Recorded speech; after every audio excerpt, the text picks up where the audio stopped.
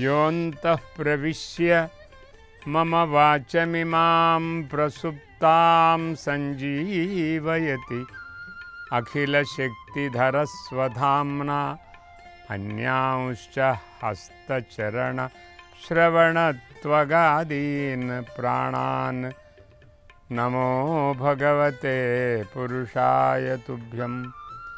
या सत्संस्कृतिसम्प्रदायजननी या सर्वविद्याप्रसूः या देशस्य जनस्य सर्ववचसाञ्च ऐक्यप्रदानोद्यता या वेदोपनिषत्पुराणचय सत्काव्यश्रिया राजते सा भाषाद्युसदां सदा विजयताम् आचन्द्रतारारुणम्। रत्नाकराधौतपदां हिमालयकिरीटिनीं ब्रह्मराजर्षिरत्नाढ्यां वन्दे भारतमातरं वन्दे भारतमातरम्। यः परमात्मा अस्माकं सकलविधबुद्धिः प्रेरयति सर्वाणि इन्द्रियाणि प्रवर्तयति तस्य परमात्मनः श्रेष्ठं तेजः ध्यायन्तः वयं जीवनवेद कार्यक्रमे वयं भारतीयजीवनपरम्पराम् अधिकृत्य चिन्तयामः।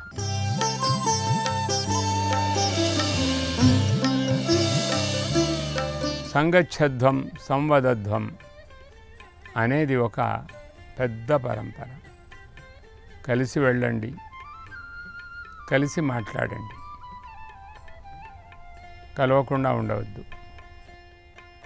ఒక విషయాన్ని అనుకుందాం అని కూర్చుందాం, కలిసి చేద్దాం. మనము విభాగాల్ని చేసుకుందాం. ఎవరెవరు ఏ పనులు చేయాలో ఆలోచించుకుందాం. ఆలోచించుకొని ముందుకు సాగుదాం. ఏది ఎవరు చెయ్యాలి, ఎలా చెయ్యాలి అనే విషయాన్ని మనం ఆలోచించుకుంటూ ఉంటే ఇది బాగా సుసాధ్యం, మంచి లక్షణంగా కూడా మనకు ఏర్పడుతుంది అనేది మన పరంపర.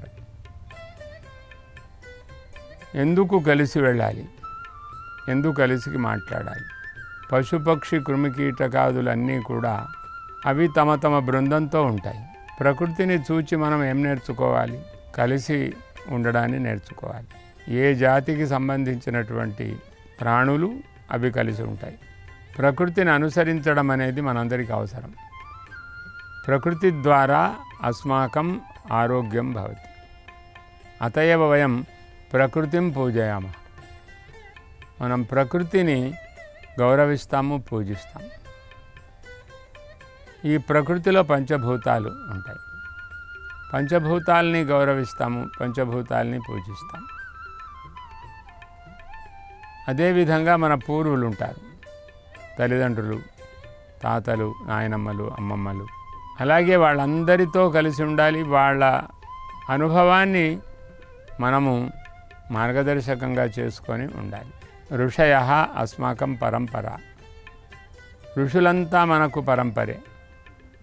ఈ పరంపరను కోల్పోతే మనకు విశిష్టత ఏముండదు. కాబట్టే కొంతమంది చెప్పారు, భారతస్య ప్రతిష్ఠే ద్వే సంస్కృతం సంస్కృతిస్తథ. భారతదేశానికి ప్రతిష్టకు సాధనములైనటువంటి రెండు అంశాలు ఉన్నాయి. భారతదేశం గొప్పది, ఇప్పుడు గొప్పదే, ఎప్పుడు గొప్పదే. ఎందుకు గొప్పది? మనం అందులో పుట్టాం కాబట్టి. మనం ఏ దేశంలో పుట్టామో ఆ దేశాన్ని గొప్పది అనుకోవడం తప్పేముంటుంది? కాబట్టి మనకు భారతదేశం గొప్పది. అంత మాత్రంతో మనం ఆగం. మనము గొప్పగా ఉంటాం కూడా. ఆ గొప్పగా ఉండడం వల్లనే మిగతా వాళ్ళకు కూడా గౌరవానికి కారణమవుతాం మనం. ఏతద్దేశ ప్రసూతస్య సకాశాత్ అగ్రజన్మనః స్వం స్వం చరిత్రం శిక్షేరన్ స్వం స్వం స్వధర్మం శిక్షేరన్ పృథివ్యాం సర్వమానవాః. ఈ పృథివీలో ఉండేటువంటి మానవులంతా కూడా ఈ దేశములో ఒక గొప్పతనంతో పుట్టినటువంటి వ్యక్తి కారణంగా తమ తమ ధర్మాలను ప్రపంచంలో ఉండే వాళ్ళందరూ తెలుసుకుంటారు. ఇది భారతదేశంలో జరిగిన పురాణమైనటువంటి వృత్తాంతం. ఇది జ్ఞానభూమి, ఇది ధర్మభూమి, తపోభూమి, యజ్ఞభూమి, యాగభూమి. ఇక్కడ ఏ అనుష్ఠానం అయితే ఉందో ఈ అనుష్ఠానాన్నే అందరూ కూడా నేర్చుకున్నారు. ఇది మనమే అనుకోకపోతే ఎవరు అనుకుంటారు? కాబట్టి ఇప్పుడు మర్చిపోతున్న సందర్భంలో మనము మన యొక్క గొప్ప విషయాలను తలుచుకుంటూ ముందుకు సాగుతున్నాం. కాబట్టే కలిసి వ్యవహరించాలి. వ్యవహారము అంటే కలిసి బ్రతికే జీవన విధానాన్ని కలిసి మాట్లాడుకొని ఎవరెవరు ఏమేమి చెయ్యాలో నిర్ణయం చేసుకున్న జీవన విధానాన్ని ఈ పరంపర జీవన విధానం అంటారు. కాబట్టే మన జీవనం కూడా ఒక వేదం అంటే మన జీవనము ద్వారా అందరూ నేర్చుకోవాలి అని అర్థం. వేదయతీతి వేద, అందరికీ తెలియజేస్తుంది వేదం. ప్రత్యక్షేణ అనుమిత్యావా యస్తూపాయః న బుధ్యతే ఏనం విదంతి వేదేన తస్మాత్ వేదస్య వేదత. ఏది వేదం అని చెబితే ప్రత్యక్షమంటే కంటితో ఇంద్రియాలతో తెలుసుకునే విషయాలన్నింటినీ కూడా ప్రత్యక్షమంటాం. అనుమానం అనుమతి అంటాం. అనుమానం అనేది ప్రమాణము, అనుమానం వల్ల కలిగే జ్ఞానము అనుమితి. అనుమానం అంటే సందేహం కాదు. సందేహము వల్ల కలిగే పూర్వ అనుభవము మన గుర్తుకొస్తే అది కూడా ప్రమాణమే అవుతుంది. మనము కాకుండా పెద్దలు ఎవరైనా చెబితే మనము అర్థం చేసుకుంటే అది కూడా ప్రమాణం అవుతుంది. కాబట్టి 3 ప్రమాణాలు మనందరికీ భారతీయులకు. ఒకటి ప్రత్యక్ష ప్రమాణము, రెండవది అనుమాన ప్రమాణము. అనుమానం అంటే ఒక యుక్తి సిద్ధమైన ఊహ, తర్కబద్ధమైనటువంటి ఊహ. తర్కబద్ధమైనటువంటి ఊహ ఒక ప్రమాణం. ఈ విధంగా ప్రత్యక్షం ప్రమాణం అంటే మనకుండే జ్ఞానేంద్రియాల వల్ల వేటిని మనం అనుభవిస్తున్నామో ఇది మనకు ప్రమాణం. అదేవిధంగా అనుమానం అనేది మనకు ప్రమాణం. అనుమానం అంటే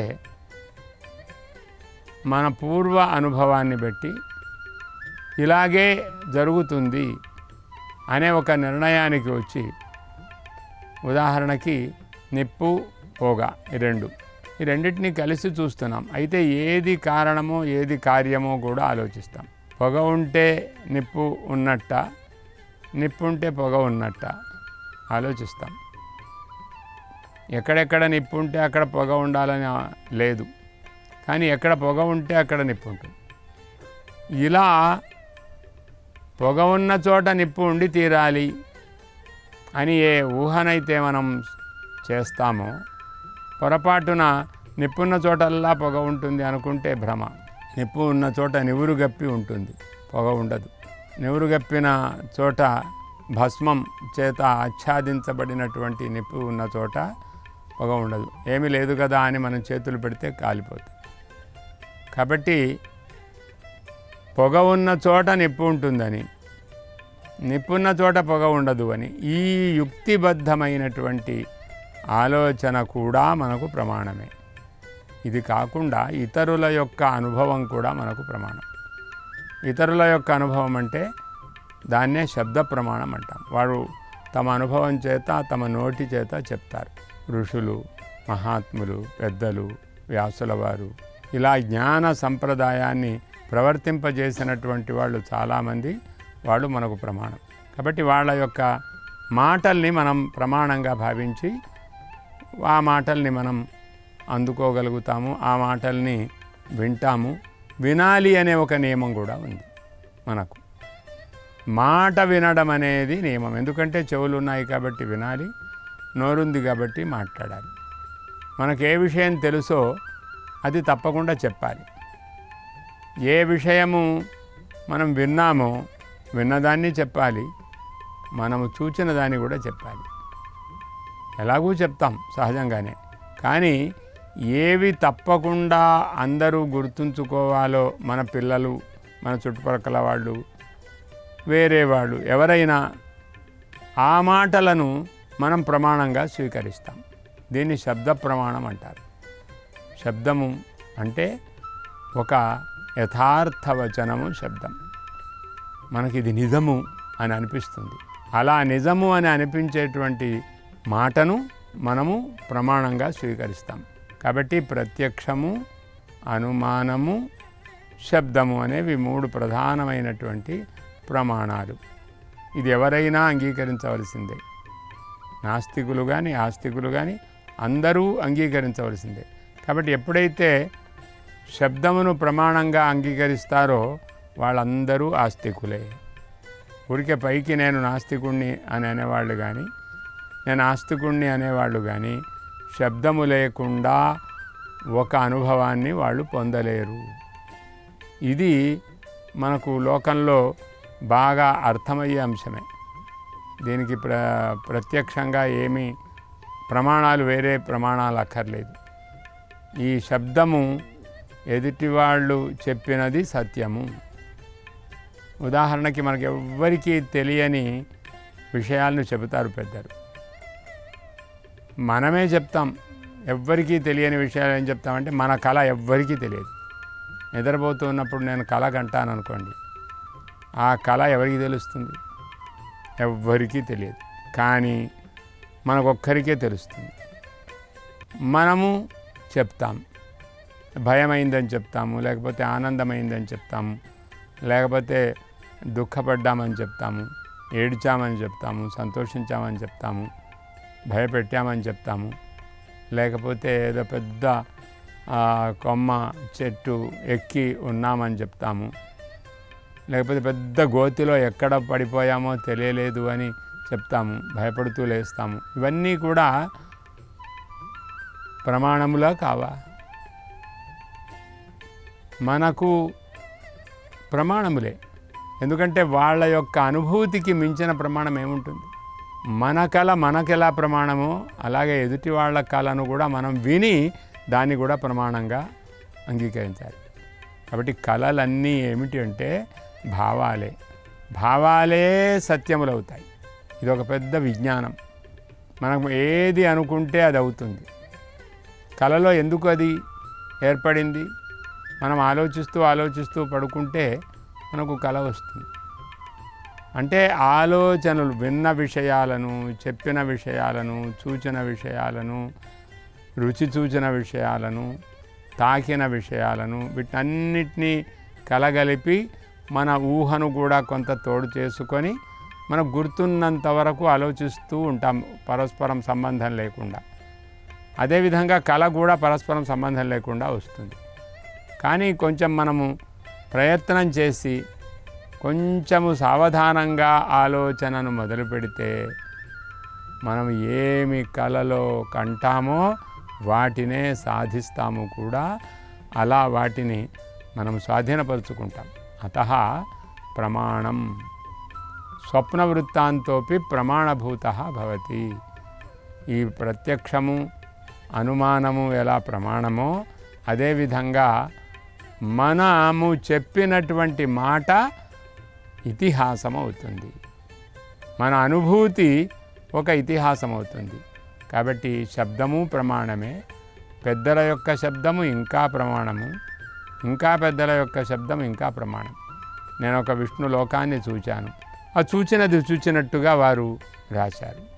వాళ్లకు అనుభూతమైన విషయం, అది ఎలా అప్రమాణం అంటాం? కాబట్టి ఒక గురువు గారు కానీ, ఒక పెద్దలు కానీ, ఒక తల్లిదండ్రులు కానీ, లేదా సామాన్య వ్యక్తి కానీ తాను దీన్ని నేను చూచాను అంటే మనకు అది అప్రమాణము, ప్రమాణం కాదు అనడానికి అధికారం లేదు. నీ కళ నాకు ప్రమాణం కాదు అని మనం అనవసరంగా వాదనలు చేస్తే దానివల్ల కాలక్షేపమై వృథా కాలమవుతుంది, కానీ సాధన సాగదు. మనుష్యులకు సాధన గురించే ప్రమాణాలు. సాధన లేకుండా మనుష్యులకు ప్రమాణాలు ఉండవు. కాబట్టే వేదమును ఒక సాధనంగా మనం స్వీకరిస్తాం. ప్రత్యక్షేణ అనుమిత్యావా యస్తూపాయో నబుధ్యతే ఏనం విదంతి వేదేన తస్మాత్ వేదస్య వేదత. ఋషుల యొక్క అనుభవాలే వేదాలు. వాళ్ళు అనుభవించారు, వాళ్ళు చూచి గమనించారు. అందువల్లనే మనం కళను ఉదాహరణంగా చెప్పుకున్నాం. అది అసత్యం అనడానికి వీల్లేదు. నీ అనుభవము కళగా మారినప్పుడు అది అసత్యం అంటే నీకెంత బాధ కలుగుతుంది. కాబట్టే ఋషుల యొక్క అనుభూతులను మనం అసత్యములనుగా మనం ప్రచారం చేయకూడదు. నీవు చూచినది సత్యం అనేది ఏ విధంగా నీవు అనుకుంటున్నావో అది అందరికీ వినిపించాలని నీవు అనుకునేటప్పుడు ఏ శబ్దాన్ని వాడతావో నీ మాట కూడా ప్రమాణమే. కాబట్టి ఇంకొకళ్ళ మాట కూడా నీకు కూడా ప్రమాణం కావాలి. నా మాటను మాత్రం ప్రమాణంగా స్వీకరించండి, మీ మాటను నేను ప్రమాణంగా తీసుకోము అంటే అది దోషం. అతః శబ్దః ప్రమాణం, సర్వోపి శబ్దః ప్రమాణం. వ్యవహారం కోసము ఏ శబ్దమైతే మాట్లాడతామో ఆ శబ్దము జ్ఞానజనక శబ్ద ప్రయోగమే శబ్దం. ఎదుటి వాళ్లకు తెలియాలి అనే దృష్టితో మనం మాట్లాడతాం. కాబట్టి నేను చెప్పిన దాన్ని నువ్వు కూడా చెప్పాలి, నువ్వు చెప్పిన దాన్ని నేను కూడా చెప్పాలి. ఒక ప్రార్థన చెయ్యాలి, నేను ఈ ప్రార్థన చేస్తున్నాను, విను, నువ్వు కూడా చెయ్యు. దీనివల్ల లోపమేం లేదు కదా, లోటేం లేదు కదా. అతః భవాన్ శృణోతు భవాన్ కరోతు. శ్రోతవ్యం చింతనీయం ద్రష్టవ్యం. వినాలి, ఆలోచించాలి, చెప్పాలి. ఇది మనుషులకు ధర్మంగా మారుతుంది. అతః ధర్మ కలిసి వెళ్ళడం అనేది ధర్మం ఎందుకయిందంటే ఇలా చూచి కలిసి వెళితే ఒక బలం ఉంటుంది. మనకు కలిసి మాట్లాడితే ఒక బలం ఉంటుంది. మాట్లాడడానికి కలిసి మాట్లాడము, ఒకే పదాన్ని మాట్లాడము, అందరికీ తెలియడానికి మాట్లాడము అవసరం. తథా అస్మాకం సర్వేషామపి ఏకం వాక్యం ప్రమాణం భవతి సంస్కృత భాషణం. సంస్కృతంలో మాట్లాడడం కూడా అదే ప్రమాణం. కాబట్టి భారతదేశంలో ఉండేవాళ్ళు ఎంతమంది, ఎన్ని లక్షల మంది ఉన్నారు, 140 కోట్ల భారతీయులందరూ కూడా ఒక మాట మీద ఉంటారు, ఒక పని చేస్తారు అనేటువంటిది మన యొక్క సిద్ధాంతం. అంత విశ్వాసం. విశ్వాస సంపదాం మూలం. విశ్వాస సంపదాం మూలం. సంపద అంటే ఏమిటి? డబ్బొక్కటే సంపద కాదు, బంగారము, వెండి మొదలైనటువంటివి మాత్రమే సంపద కాదు. మాట సంపద. అలంకారాలు అన్ని అలంకారాలు కాదు. వాణ్యేక సమలంకరోతి పురుషం. వాణి, మాట సంస్కారం. మనం కలిసి అంటే దాన్ని కలిసి అనాలి అని. ఈ దేశానికి ఒక ప్రార్థన ఉంటుంది. ఆ ప్రార్థనను ఒక సమయంలో మనమంతా కలిసి చెయ్యాలి. ఒక కార్యక్రమాన్ని ప్రారంభం చేసేటప్పుడు ప్రార్థన చెయ్యాలి. ఇది అంతా మన పరంపర. ఉదయం లేవగానే సూర్యునికి నమస్కరించాలి, ఇదొక క్రియ, ఇది ప్రమాణం మనకు. కాబట్టి పరంపర అనే దానిలో మొత్తము జీవన విధానము, మొత్తము ఒక సూత్రము మనకు తెలుస్తుంది. ఈ సూత్రాలు బట్టి కంఠస్థం చేసి ఉత్తీర్ణులు కానక్కర్లేదు. వినాలి, ఆచరించాలి, అనాలి, మళ్ళీ మనం చెప్పాలి. వినాలి, ఆచరించాలి, చెప్పినట్టు వినాలి, చెప్పినట్టు చేయాలి. చూస్తూ ఉండు, చేస్తూ ఉండు అని మనం కొన్ని చూపడం చేస్తారు, చేయడం నేర్పిస్తూ ఉంటారు. ఇది మన భారతీయ పరంపర. అతః సర్వేపి సమపరంపరయా గచ్చామః. కాబట్టి సంవదధ్వం, గచ్చధ్వం అనేది మన పెద్ద పరంపర. కలిసి ఎందుకు వెళ్ళాలి అంటే మనము నిత్యులము, మనం మార్గదర్శకులము, మనం సర్వ ప్రాణులకు కూడా మార్గదర్శకం. అవి బ్రతకాలి, మనం బ్రతకాలి. వాటిని రక్షించేటువంటి విధానం కోసమే మనము చెయ్యాలి. పూర్వులు చేసిన చేతలు ఎవ్వరికీ హానికరములు కావు, అందరికీ ఉపయోగపడేటువంటి పనులే. ఇప్పుడు ప్రొద్దున్నే లేవడం అది అందరికీ ఉపయోగపడే పని. దానివల్ల తెలియకుండా మన ఆరోగ్య రక్షణ జరుగుతుంది. రాత్రి తొందరగా నిద్రపోవడం, ఇది తొందరగా నిద్రపోవడం అంటే 10 గంటల లోపల నిద్రపోవడం, ఇది మనందరికీ ఆరోగ్యానికి కావలసినటువంటి అనుభవం. ఇది వినము అంటే ఎవరి కొత్త కొత్త రోగాలు ఇవన్నీ వస్తున్నాయి. ఎందుకు వస్తున్నాయంటే మనము కలిసి చేస్తున్నాము, కలిసి వింటున్నాం కాబట్టే జరుగుతుంది. అతః వయం సర్వేపి సమదృష్ట్యా తిష్టామః, సమాన ఆలోచననేన వయం గచ్చామః. కలిసి ఆలోచిద్దాం, కలిసి మాట్లాడదాం, కలిసి చేద్దాం. ఇందులో ధర్మం అనేది ఒకటి ఆవిర్భవిస్తుంది, జ్ఞానం అనేది ఆవిర్భవిస్తుంది. అతః భారతీయ పరంపరా కా ఇత్యుక్తే ధర్మ పరంపర, జ్ఞాన పరంపర. ఈ ధర్మ పరంపరను, ఈ జ్ఞాన పరంపరను మనం అందరం ఎప్పుడూ రక్షించుకుంటూనే ఉండాలి. పునర్మిలామః. నమస్కారం. ఈ కార్యక్రమాన్ని తిరిగి చూడాలనుకుంటే www.youtube.com/@ETV Life Spiritual లో చూడవచ్చు.